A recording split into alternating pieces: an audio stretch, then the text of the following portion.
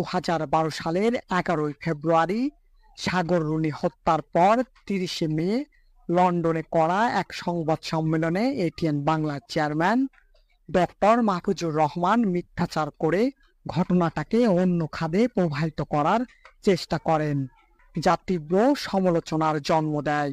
হত্যার ঘটনাটাকে পরকীয়ার দিকে উস্কে দেবার জন্য বড় গলায় মিথ্যা বিবৃতি দিতে থাকেন।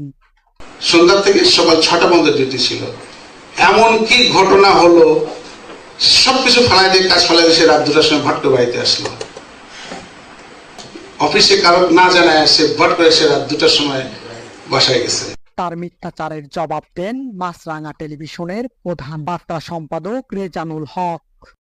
যে কথাটি বলা হয়েছে যে সে তার ডিউটি ছিল সকাল পর্যন্ত এবং সে কাউকে না জানিয়ে বাসায় ফিরে গেছে, এই তথ্য একেবারেই ভুল।